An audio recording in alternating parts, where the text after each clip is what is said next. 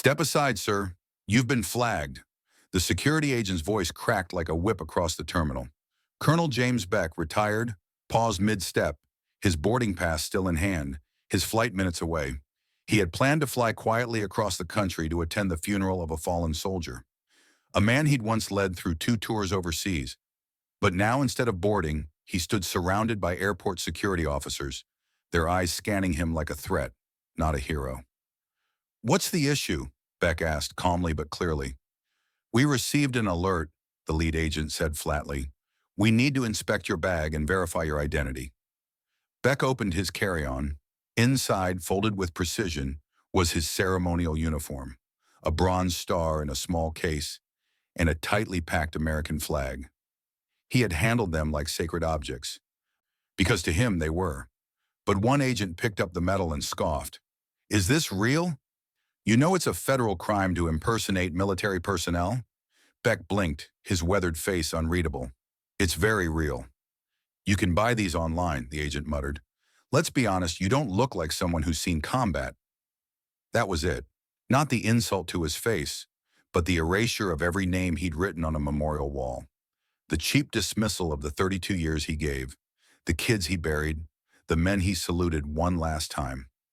Beck didn't raise his voice. Instead, he reached into his jacket and produced a small black card. No logo, no name, just a golden eagle seal and a number. "Call this number," he said. "Ask for General Raymond Carson." The agent laughed. "You expect us to believe you know a general?"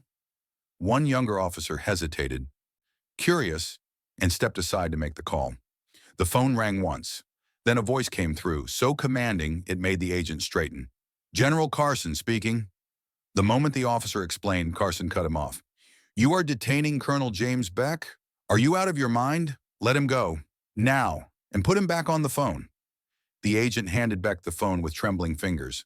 "Colonel," the general said, his voice warm but tight, "sorry you had to deal with this. I'll handle it from here. Safe travels. And give Captain Morales the send-off he deserves."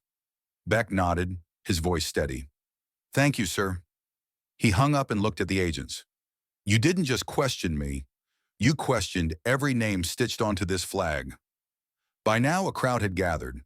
Passengers frozen, phones filming. A child stared up at Beck in awe. His mother whispered, "He's a real one."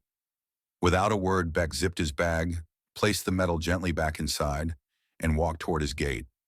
Not with rage, but with the same quiet strength he'd shown on battlefields they'd never see. The video went viral within hours.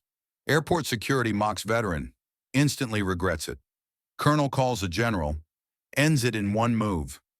Veterans across the country shared their outrage. Some cried. Others wrote stories of their own humiliations. But everyone agreed. What Beck did in that terminal wasn't just for himself. It was for every soldier who had ever been treated like a problem in the country they swore to protect. The officer who had mocked him was suspended pending review. The agency issued a formal apology. But Beck didn't need statements. His life didn't depend on likes or headlines. It was written in sacrifice, in decades of silence, discipline, and the quiet burden of memory. He didn't do interviews. He didn't post a response. But 3 weeks later, he was seen speaking at a local high school. His message was simple. "Respect doesn't wear a uniform," he said. "It lives in how we treat people when the cameras aren't rolling, when no one's clapping, when someone looks like they don't matter, and we decide they do anyway." And then, as the students stood in applause, Colonel Beck adjusted his sleeve, revealing just a flash of his bronze star, and walked off stage without another word. Never assume the quiet ones carry nothing. Some carry wars in their bones, names in their heart, and honor in every breath. You can't scan that with a metal detector. You earn it with your life. What part of this story touched your heart the most? Tell us in the comments, and don't forget to mention where you're watching from. Your words remind us why we share these stories. Hit that like button, subscribe, and share this with someone who needs hope today.